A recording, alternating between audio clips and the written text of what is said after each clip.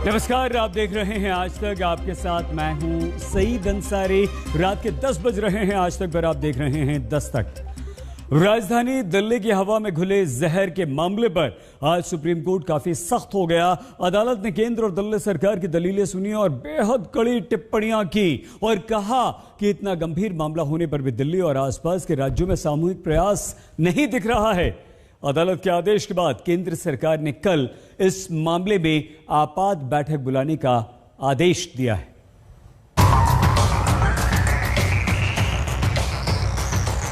अब रोडों पे चलने पे भी आंख में भी लगता है प्रदूषण, इतना बुरा हो रहा है। ये तो तैयारी करना चाहिए था ना सरकार को यार, कि पूरा इंतजार कर लो। जैसे उसमें जो कोरोना काल में ऑक्सीजन का इंतजार कर रहे थे, सिलेंडर का इंतजार है, तैयारी तो पहले से करके चलना पड़ता है ना भैया। ये उठता हूँ जब सवेरे को तो आंखों में जलन और सांस लेने में परेशानी, और चाहे कितना भी कपड़ा आपने मास्क लगा लिया फिर भी यही हालत रहता है। हमारी बेटी है, उसको इतना ज़्यादा कंजेशन हुआ है just because of pollution. Diwali तक वो बिल्कुल ठीक थी और उसके बाद में उसको इतना ज़्यादा कंजेशन हो रहा है कि वो तो घर से बाहर ही स्टेप नहीं कर सकती। कोई तैयारी नहीं थी। जब सुप्रीम कोर्ट ने अपना डंडा इन पे उठाया तो तब जाके थोड़ा चेत में आए। हम तो सिर्फ मास्क ही लगा सकते हैं, लेकिन उससे हम ब्रीदिंग तो स्टॉप नहीं कर सकते हैं अपनी। तो गवर्नमेंट को उसके लिए बहुत कुछ करना चाहिए। इतने सारे हमारे कंसल्टेंट्स हैं, इतने बड़े बड़े लोग बैठे हुए हैं जो इसको स्टडी करते हैं। तो government must consult them and do something concrete so that we can all breathe.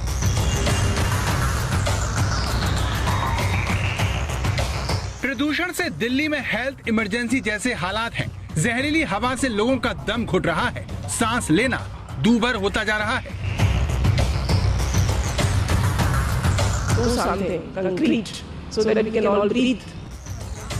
Delhi NCR में हालत इतनी बुरी है कि स्कूल दफ्तर बंद करने पड़ गए हैं। कंस्ट्रक्शन का काम भी ठप हो गया है और जनता घर में दुबकने को मजबूर है।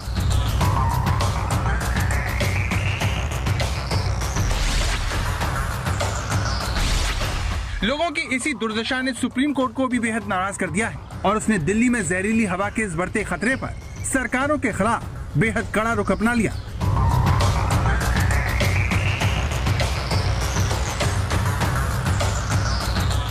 सुप्रीम कोर्ट में आज इस मामले में आदित्य दुबे नाम के याचिकाकर्ता की अपील पर सुनवाई हुई, लेकिन जैसे ही दिल्ली सरकार के वकील राहुल मेहरा ने सड़क साफ करने वाली मशीनों के एमसीडी के तहत होने की बात कही, ये सुनते ही कोर्ट सख्त हो गया। चीफ जस्टिस ने पूछा, दिल्ली में सड़क सफाई की कितनी मशीनें हैं? राहुल मेहरा ने कहा, दिल्ली में 69 मशीनें हैं। इस पर जस्टिस डीवाई चंद्रचूड़ ने पूछा, इन मशीनों की संख्या तुरंत बढ़ाने के लिए आप क्या कर सकते हैं? मेहरा ने कहा, सरकार और एलजी का इसके प्रति संकल्प है। इस पर चीफ जस्टिस ने कहा, संकल्प तो यहाँ सभी ने कर रखा है, इसका कोई मतलब नहीं। मशीनें कहाँ से आएंगी? आपको कितनी मशीनें चाहिए? मेहरा ने कहा कि ये सब एमसीडी देखती है, म्युनिसिपल कमिश्नर को बताना होगा। इस पर चीफ जस्टिस ने तल्ख अंदाज में कहा, आप अपनी जिम्मेदारी एमसीडी पर डाल रहे हैं। वहीं जस्टिस सूर्यकांत ने कहा, इस तरह की हीरा हवाली से हम आपके खर्चे और आमदनी की जांच करने पर मजबूर हो जाएंगे। ये देखेंगे कि आप विज्ञापनों पर कितना खर्च कर रहे हैं, हमें इसके लिए मजबूर मत कीजिए। सुप्रीम कोर्ट का ये गुस्सा इसलिए भी है क्योंकि दिल्ली में हालात सुधरने का नाम नहीं ले रहे। जिस सुप्रीम कोर्ट में सुनवाई हो रही थी वो भी इस जहरीली गैस के साए में घिरा हुआ था। दिल्ली एनसीआर की हवाओं ने ऐसा कोहराम मचाया है कि सत्ता से लेकर अदालत तक सब कुछ हिल चुका है।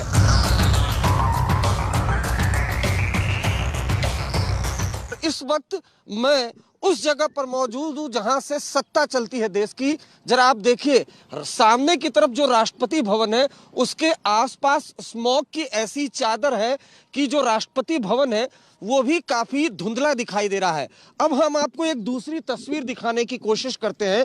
राजधानी दिल्ली की पहचान है इंडिया गेट। अगर आप यहां से देखें तो इंडिया गेट के आसपास स्मॉग की ऐसी चादर है कि इंडिया गेट भी जो है वो धुंधला दिखाई दे रहा है।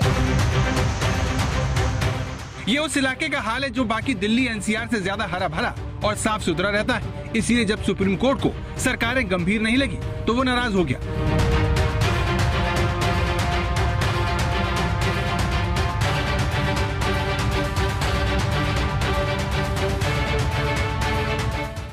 दरअसल दिल्ली सरकार का पूरे हलफनामे में वायु प्रदूषण के लिए पंजाब और हरियाणा में जलने वाली पराली को ज्यादा जिम्मेदार बताया गया था। इसी के बाद अदालत ने दिल्ली सरकार से कहा कि आप दादी माँ की कहानी सुना रहे हैं कि मछली कैसे मर गई, एक दूसरे पर दोष लगा रहे हैं। पराली का कंट्रीब्यूशन क्या है, ये सफर के द्वारा ही डेटा जारी किया जाता है। तो केंद्र सरकार की तरफ से ही वो डेटा आता है। दिल्ली सरकार के पास तो अभी कोई ऐसा मेजरमेंट है नहीं, उसी के ऊपर सभी लोग भरोसा करते हैं। वो अलग अलग समय में अलग अलग होता है। दिल्ली सरकार ने अदालत में कहा कि वो वायु प्रदूषण को कम करने के लिए लॉकडाउन लगाने को तैयार है, लेकिन इसका फायदा तभी होगा जब बाकी एनसीआर के राज्य भी ऐसा करें। इस पर कोर्ट ने कहा कि ये हम तय नहीं कर सकते। हरियाणा, पंजाब, उत्तर प्रदेश और केंद्र सरकारों को आज सुप्रीम कोर्ट से यही लताड़ पड़ी है कि कागजी रिपोर्ट दिखाने की बजाय हमें ये बताइए कि जमीन पर आपने क्या काम किया है प्रदूषण को रोकने के लिए। इसी के साथ न्यायपीठ ने यह भी पूछा कि पराली जलाने के अलावा भी जो प्रदूषण के कारण हैं, जैसे कि इंडस्ट्री, कंस्ट्रक्शन, गाड़ियां वगैरह, उनके बारे में आखिर आप क्या कर रहे हैं, ये भी बताइए। अदालत की नाराजगी इस बात पर भी थी कि इतना गंभीर मामला होने पर भी राज्य और केंद्र सरकार के बीच समन्वय नहीं दिखता। चीफ जस्टिस ने कहा कि हम केंद्र सरकार को आदेश देते हैं कि वो मंगलवार को आपातकालीन बैठक बुलाए, जिसमें उत्तर प्रदेश, हरियाणा और पंजाब के मुख्य सचिवों को मौजूद रहना होगा। कोर्ट ने हरियाणा और पंजाब सरकार से भी कहा कि वो ये तय करे कि अगले 2 हफ्ते तक किसान पराली न जलाएं। पंजाब, हरियाणा सरकारों को भी कोर्ट से यही डांट पड़ी कि आपने अभी तक पराली जलाते हुए किसानों को रोकने के लिए कुछ कदम नहीं उठाए हैं। आप कह रहे हैं कि आप किसानों को फाइन लगा रहे हैं, उनके ऊपर पेनल्टी इंपोज कर रहे हैं, लेकिन उससे क्या फायदा होगा? किसानों को कुछ आप मदद दीजिए ताकि वो पराली जलाना बंद करें।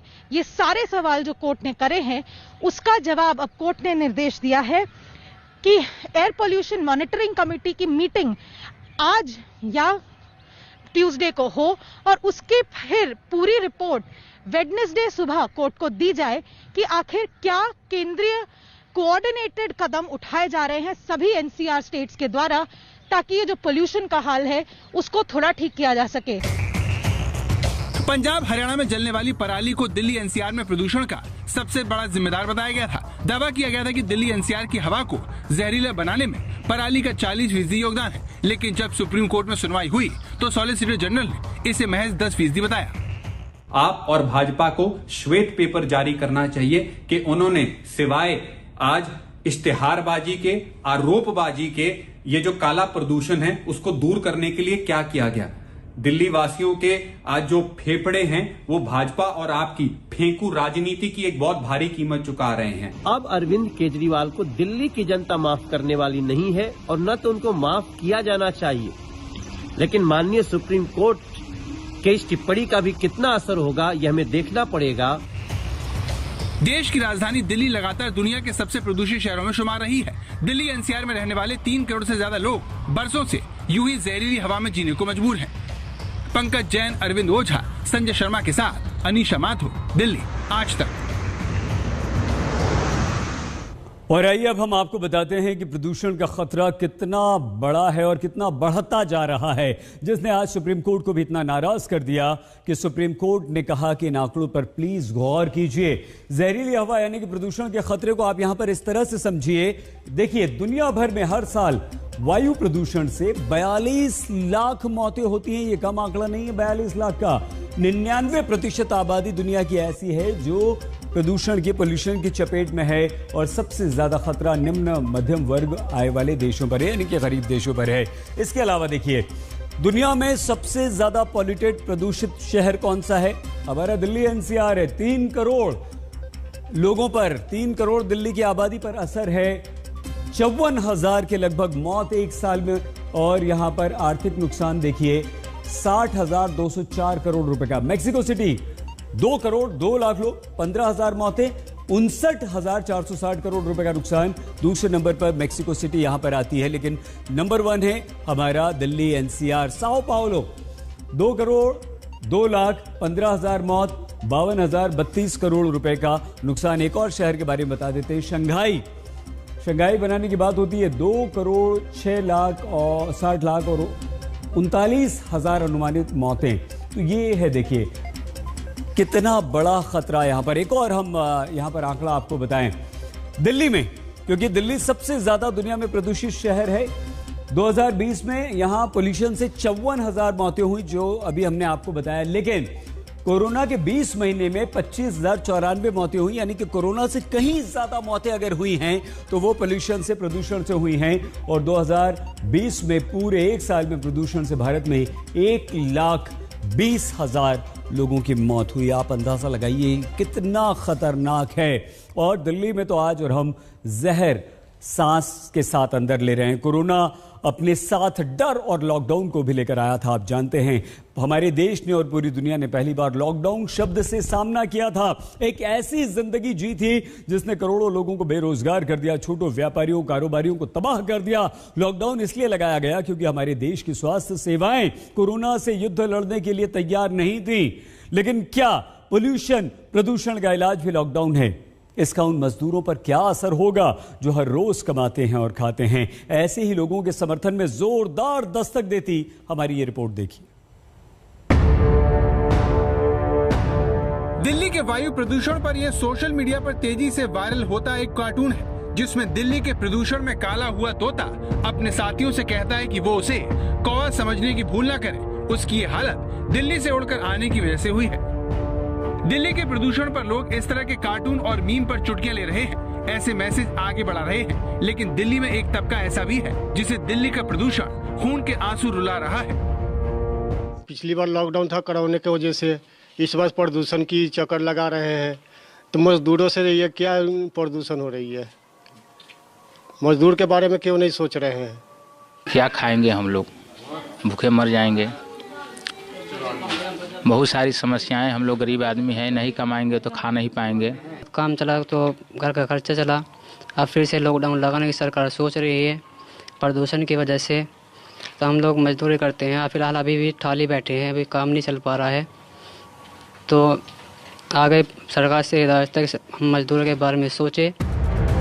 दिल्ली में प्रदूषण से लोगों का दम घुट रहा है तो शिव पूजन और राजाराम जैसे मजदूरों के सामने भूखमरी का संकट पैदा हो गया है। प्रदूषण और उसके नाम पर लगने वाली पाबंदियों ने काम की तलाश में दिल्ली आने वाले मजदूरों को खौफ से भर दिया है। डर इस बात का है कि अगर दोबारा लॉकडाउन लगा तो क्या होगा। मजबूरी में सर, तीनों से काम बंद है। डेली खाने कमाने वाले हम लोग आदमी है, बच्चे बहुत दुखी है।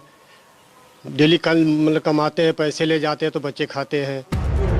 दिल्ली में शिव पूजन जैसे मजदूरों की चिंता बढ़ने की वजह दिल्ली के मुख्यमंत्री अरविंद केजरीवाल का वो बयान है जिसमें उन्होंने राजधानी को प्रदूषण के प्रकोप से बचाने के लिए संपूर्ण लॉकडाउन की शरण में जाने की बात कही थी।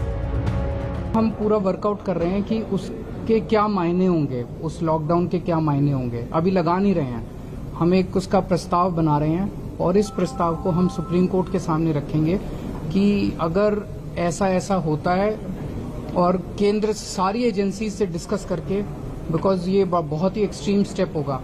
दिल्ली में कोरोना की दूसरी लहर में जब हालात बिगड़े थे तो स्वास्थ्य सुविधाओं की कमी का हवाला देकर केजरीवाल सरकार ने लॉकडाउन लगा दिया था।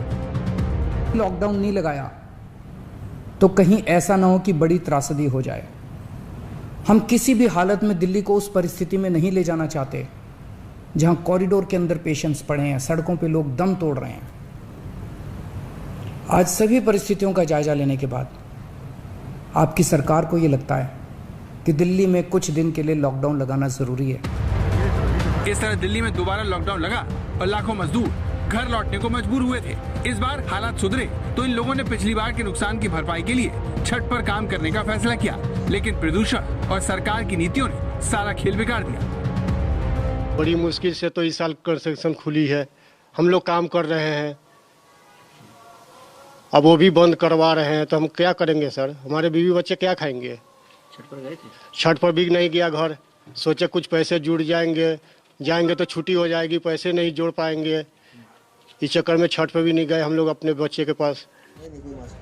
यही हाल राजाराम ठाकुर का है जो दिल्ली में बरसों से मजदूरी करके अपने परिवार का पेट पालते हैं, लेकिन लॉकडाउन शब्द सुनकर डरे हुए हैं। दिवाली से पहले यहाँ चले आए इसलिए कि हमारे पास बहुत परेशानियाँ थी। सोचे कि चलते हैं कुछ पैसे कमा लेंगे वहाँ, फिर बाल बच्चे के लिए यहाँ भेज देंगे, लेकिन मेरे साथ ये ऐसा हुआ नहीं। यहाँ आए तो देख रहे हैं कि फिर सरकार प्रदूषण के चलते बंद करना चाहती है हम लोग का काम धंधा। अब हम गरीब क्या करेंगे? गरीब तो हम मर जाएंगे भूखे प्यासे, यहाँ कहाँ से खाएंगे, क्या करेंगे? CMI यानी centre for monitoring Indian economy ने बताया था कि लॉकडाउन ने 12 करोड़ से ज्यादा लोगों को बेरोजगार कर दिया था, लेकिन लगता है कि सरकारों ने लॉकडाउन को हर समस्या का समाधान करने का मंत्र बना लिया है। परेशानी सारी है, काम धंधा नहीं है तो रोटी कहाँ से खाएंगे? बैठे हैं घर पे, क्या करेंगे? यहाँ पड़े हैं रोड पे, तो यहाँ पे भी अब काम नहीं है तो खाना कहाँ से खाएंगे? गरीब आदमी मर रहा है और को मर रहा, पैसा वाला तो नहीं मर रहा, गरीब आदमी मर रहा, बस हम मजदूर आदमी मर रहा सारे। काम पे जाते 700 रुपये दिहाड़ी मिलती है जी, ये काम बंद हो गया। अब 3 दिन छुट्टी हो गई है, किराया नहीं, भाड़ा नहीं, कुछ नहीं। हम डेली जाते हैं पलवल से आना जाना, 3 दिन का बड़ा कष्ट है हमारे को, ठीक है जी। बच्चों ने कहाँ से राशन भरेंगे हम? रोज का कमाना खाना हमारा जी, नहीं जी। बताओ कहाँ से भरेंगे हम? सरकार देगी हमारे को? चलो जी हम तुम्हें दे रहे हैं राशन, ये बताइए आप। ये किराया देंगे हमको रेल का, इसमें पलवल वाली रेल में 30 रुपए लगते हैं किराए के, कहाँ से आएंगे बताइए? राजधानी दिल्ली में बढ़ते प्रदूषण का एक सबसे बड़ा कारण अगर बात की जाए तो वो है कंस्ट्रक्शन वर्क। कंस्ट्रक्शन जहाँ पर मकान बन रहा हो, बिल्डिंग बन रही हो, प्रोजेक्ट्स बन रहे हो, और उन प्रोजेक्ट्स पर लगातार जिस तरीके से सरकार की तरफ से गाइडलाइंस जो जारी की गई है उनका पालन ना होना दिल्ली में प्रदूषण का एक बड़ा कारण है। हम इस वक्त मौजूद हैं IP एक्सटेंशन के पास। आपको तस्वीरें दिखाना चाहेंगे कि इंद्रप्रस्थ के पास जो प्रोजेक्ट पिछले काफ़ी वक्त से चल रहा है उसके आसपास का नज़ारा आप देखेंगे तो तमाम जो कंस्ट्रक्शन का मटेरियल है, जो कंस्ट्रक्शन यहाँ पर खोदी गई, वो पूरी तरीके से यहाँ पर खुले में पड़ी है। ना यहाँ पर इसको ना तो स्प्रिंकलिंग के ज़रिए पानी का छिड़काव करके रोका गया ताकि ये धूल ना उड़े, ना ही इसको कवर किया गया, जिसके कारण IP इंद्रप्रस्थ के आसपास का जो एरिया है शाम के वक्त और सुबह के वक्त धूल में पूरी तरह से समाया हुआ होता है। तो सरकार और उनके विभाग अगर अपने फर्ज को सही तरीके से पूरा कर लें तो लॉकडाउन की जरूरत ही नहीं होगी। सुशांत मेहरा, दिल्ली, आज तक। प्रदूषण के बाद अब बात किताब पर मचे कोहराम की। कांग्रेस नेता सलमान खुर्शीद की किताब सनराइज ओवर अयोध्या पर विवाद थमने का नाम ही नहीं ले रहा। आज उपद्रवियों ने सलमान खुर्शीद के नैनीताल वाले घर पर पथराव किया और फिर उसे आग के हवाले कर दिया। सलमान खुर्शीद की किताब को हिंदुत्व की तुलना आतंकवादी संगठन ISIS और बोको हरम से की और इस पर अब लगातार विवाद बढ़ रहा है।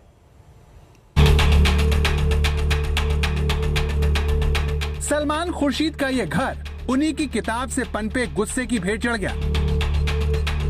ये सलमान खुर्शीद का नैनीताल स्थित घर है जहां उपद्रवियों ने पहले तोड़फोड़ की और फिर इस घर को आग के हवाले कर दिया। मीडिया पर जैसे ही खुर्शीद के जलते घर की तस्वीरें चलने लगी तो कांग्रेस नेता ने फौरन अपनी प्रतिक्रिया दी और फेसबुक पर घटना की तस्वीरें शेयर करते हुए लिखा, क्या मैं अब भी गलत हूँ? क्या ये हिंदुत्व हो सकता है? इसने तो साबित कर दिया है उस बात को जो मैंने कहा था।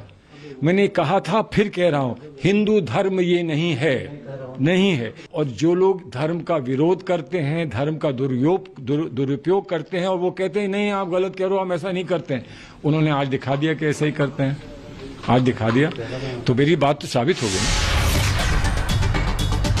खुर्शीद के घर पर हमले ने हिंदू बनाम हिंदुत्व वाले विवाद को पहले से कहीं ज्यादा उलझा दिया है। ये सारा विवाद सलमान खुर्शीद की किताब से शुरू हुआ था जिसमें उन्होंने हिंदुत्व की तुलना ISIS और बोको हरम जैसे आतंकवादी संगठनों से की थी।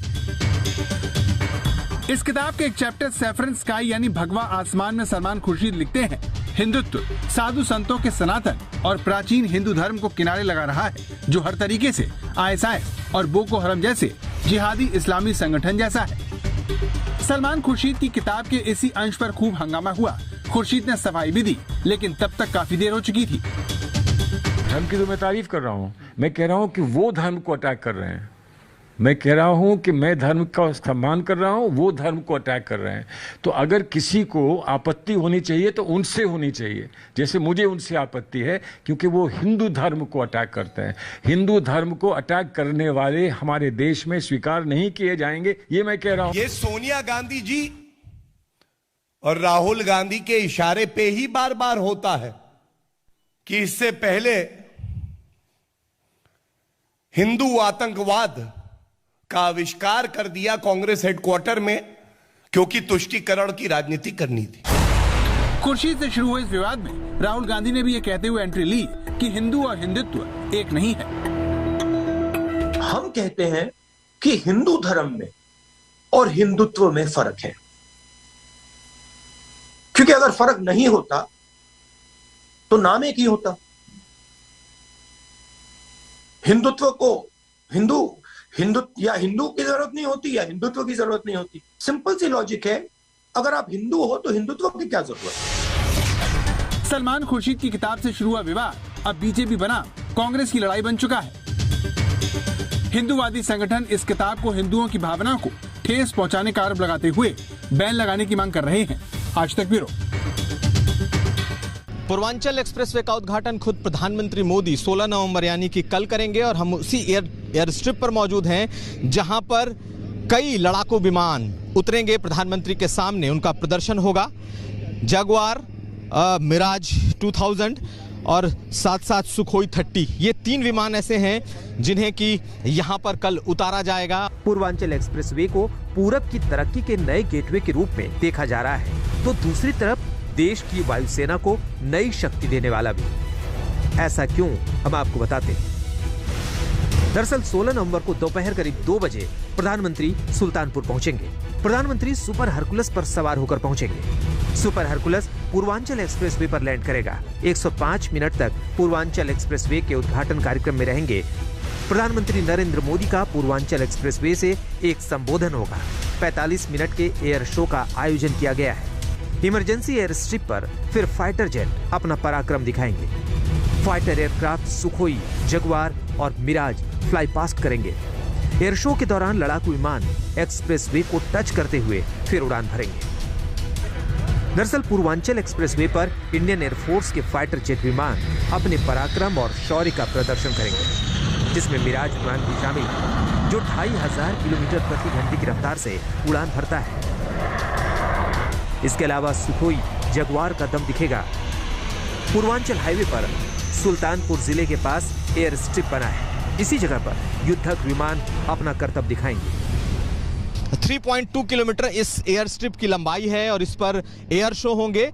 3 किरण एयर शो होंगे जिस पर की अलग अलग टच एंड गो का भी प्रदर्शन होगा। साथ साथ किस तरीके से जो फाइटर प्लेन्स उतरते हैं तो जो ग्राउंड स्टाफ कैसे काम करता है उसका भी प्रदर्शन होगा। पूर्वांचल के लिए इस एक्सप्रेसवे को योगी गेम चेंजर बता रहे हैं। इस एक्सप्रेसवे में हम लोग 8 स्थलों पर इंडस्ट्रियल कॉरिडोर की भी स्थापना करेंगे। उसका नोटिफिकेशन जारी हो चुका है, कार्रवाई आगे बढ़ चुकी है और बहुत शीघ्र इस व्यवस्था को आगे बढ़ाने में मदद मिलेगी।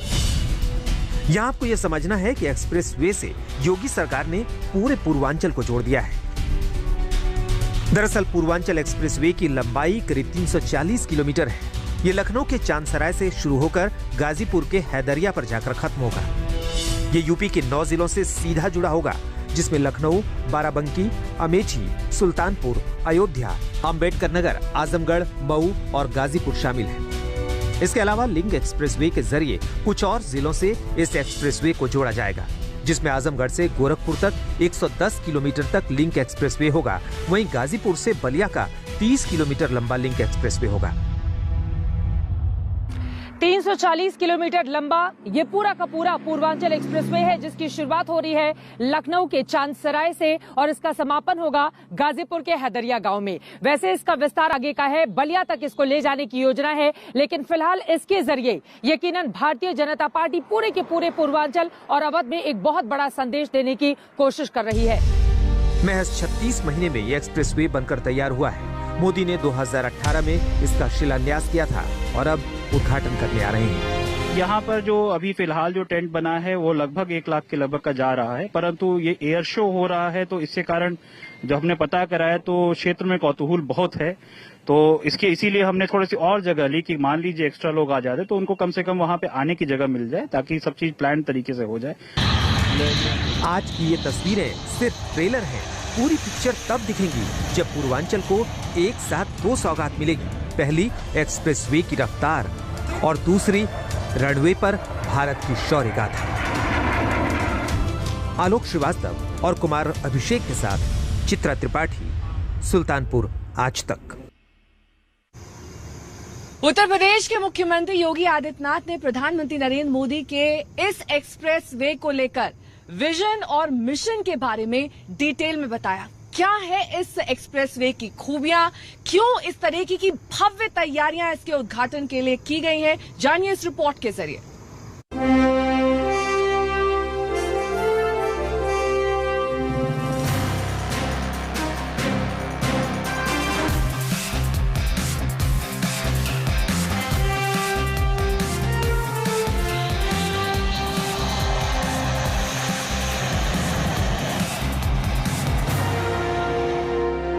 पूर्वांचल एक्सप्रेसवे का उद्घाटन 16 नवंबर को होगा। ये कार्यक्रम कितना अहम है आप इन तस्वीरों से समझ सकते हैं।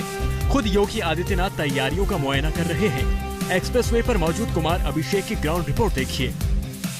मुख्यमंत्री योगी आदित्यनाथ पहुंचे हैं पूर्वांचल एक्सप्रेसवे पे और उसका निरीक्षण करने पहुंचे हैं, क्योंकि प्रधानमंत्री मोदी 16 नवंबर यानी कि कल इसका उद्घाटन करने जा रहे हैं।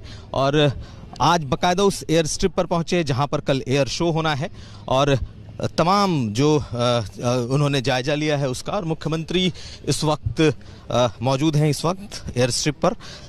जैगुआर मिग के अलावा कई और जो फाइटर प्लेन हैं वो उतरेंगे। पूर्वांचल एक्सप्रेसवे का भव्य उद्घाटन में कोई कमी न रहे, इसलिए खुद योगी मोर्चे पर मौजूद हैं। हम आपको दिखाते हैं कल का कार्यक्रम कैसा होगा, कौन कहां बैठेगा। अब ये कहा जा रहा है कि ये एक्सप्रेसवे सबसे लंबा एक्सप्रेसवे है, सरकार का दावा है कि सबसे बेहतर एक्सप्रेसवे है और इसी पर हरकुलियस जो मालवाहक विमान है वो उतरेगा। प्रधानमंत्री मोदी इससे उतरेंगे। यहाँ पर मुख्यमंत्री योगी आदित्यनाथ खुद उनकी आगवानी करेंगे। और हम आपको दिखा दें बाएं तरफ जो बड़ा सा एक पंडाल बन रहा है, ये पंडाल वो है जब बड़ा पब्लिक कार्यक्रम इसमें प्रधानमंत्री करेंगे और देश को इस पूर्वांचल एक्सप्रेसवे को वो समर्पित करेंगे।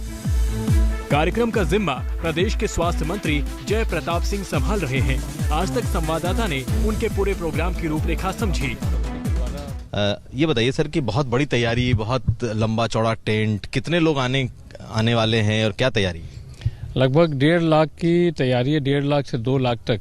मगर हम लोग ने देखा है कि जैसे पिछले महीने ही हमने सिद्धार्थनगर में भी किया था, एक जो हमारा जो नॉर्मल इंतजाम है 50,000 का या 75,000 का, उससे कम से कम 1.5 गुना ज़्यादा भीड़ स्वतः आ जाती है जहाँ तक मोदी जी का कार्यक्रम होता है। तो इसको अंदाज लगाते हुए काफ़ी इंतजाम किया गया। करीब 1 लाख से ज्यादा लोग पूर्वांचल एक्सप्रेसवे के उद्घाटन के साक्षी बनेंगे। योगी सरकार ने पूरे कार्यक्रम को भव्य बनाने में कोई कोर कसर नहीं छोड़ी है। सुल्तानपुर से कुमार अभिषेक, आज तक।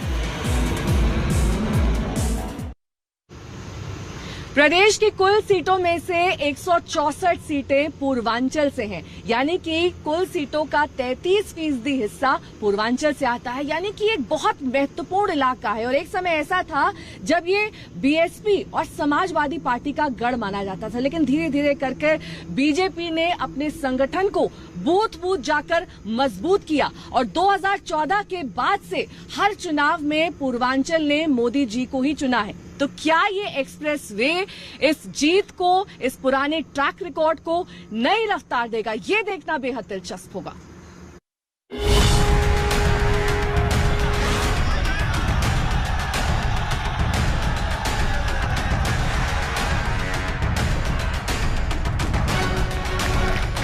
दो 2022 का चुनावी मुद्दा क्या होगा, ये उत्तर प्रदेश के पूर्वांचल ने सेट कर दिया है। अयोध्या से शुरू हुआ चुनावी दाव अब पूर्वांचल एक्सप्रेसवे तक पहुंच गया है। चुनाव भी दूर है, लेकिन सियासी रंग अभी से चढ़ना शुरू हो गया है, क्योंकि यूपी के राज दरबार का दरवाजा पूर्वांचल से ही खुलता है। यही वजह है कि पूर्वांचल की सियासी बिसात पर अभी से गोटियां बिछने लगी हैं। 20 अक्टूबर को प्रधानमंत्री नरेंद्र मोदी ने मुख्यमंत्री योगी आदित्यनाथ के साथ कुशीनगर इंटरनेशनल एयरपोर्ट की सौगात देकर विकास के नाम पर पूर्वांचल की सियासी चौसर पर मजबूत पासा फेंका है। अब 16 नवंबर को पूर्वांचल एक्सप्रेसवे इसी कड़ी में दूसरा बड़ा दाव माना जा रहा है। दरअसल पूर्वांचल वही क्षेत्र है जिसे बीजेपी को साल 2014 के आम चुनाव में, 2017 के विधानसभा चुनाव में और 2019 के लोकसभा चुनाव में सत्ता तक पहुंचाया। अब उसी पूर्वांचल में 2022 में योगी मोदी की एक बड़ी परीक्षा है। यहाँ आपको याद रखना है कि पूर्वांचल को जीतने के लिए शाह ने भी मोर्चा संभाला है। खास तौर पर काशी में अमित शाह ने संगठन की अहम बैठक की। पूर्वांचल से ही बीजेपी के कार्यकर्ताओं को जीत का मंत्र दिया और अखिलेश के खिलाफ हुंकार भरी। इनके जैम का मतलब है जे से जिन्ना, ए से आजम खान और एम से मुख्तार। अब भाई आप मुझे बताओ, आपको भाजपा का जैम चाहिए या समाजवादी पार्टी का चाहिए? ये लोग उत्तर प्रदेश का भला नहीं करते।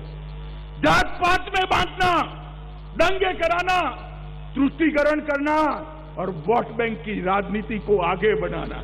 जैसे ही चुनाव आया है, अखिलेश जी को जिन्ना बहुत महान दिखने लगे हैं। शाह से पहले यूपी चुनाव में ताल ठोक रही समाजवादी पार्टी समेत दूसरी पार्टियां पूर्वांचल में बीजेपी की गांठ खोज रही हैं। तरह से आज महंगाई ने आपके जीवन खराब कर दिए हैं। जिस तरह से आप जूझ रहे हैं कि 1000 रुपए का पेट्रोल डीजल, 900 रुपए, 1000 रुपए में सिलेंडर, आप कैसे गुजारा करते हैं? मैं जानना चाहती हूँ, कैसे गुजारा कर रहे हैं? जितने भी छोटे छोटे दुकानदार हैं, तमाम दुकानें बंद की गई हैं। तमाम पार्टियां अपने सियासी पैतरे से पूर्वांचल को साधने की जुगत में हैं, लेकिन पूर्वांचल एक्सप्रेसवे के दाव से बीजेपी विरोधियों पर भारी पड़ सकती है। दरअसल 341 किलोमीटर लंबा एक्सप्रेसवे न सिर्फ गाजीपुर, बलिया और आजमगढ़ समेत आसपास के जिलों के विकास को तेज करेगा, बल्कि यहाँ के पिछड़ेपन को भी दूर करेगा। गाजीपुर से दिल्ली पहुँचने में 10 घंटे लगेंगे। राजधानी से पूर्वांचल के आखिरी छोर तक सीधी कनेक्टिविटी हो जाएगी। पूर्वांचल एक्सप्रेसवे से खेती किसानी के लिए कारोबार के नए रास्ते खुलेंगे। वहीं सब्जी और दूध व्यवस्था को एक्सप्रेसवे से फायदा होगा। पूर्वांचल एक्सप्रेसवे को गाजीपुर से बिहार जोड़ने के प्रस्ताव पर भी काम चल रहा है। साफ है, यूपी के सियासी दरबार की राह ही पूर्वांचल से होकर जाती है और उसी राह पर अब बीजेपी एक्सप्रेसवे की रफ्तार पकड़ना चाहती है। सुल्तानपुर से कुमार अभिषेक, आज तक। आज तक बेमिसाल 20 साल।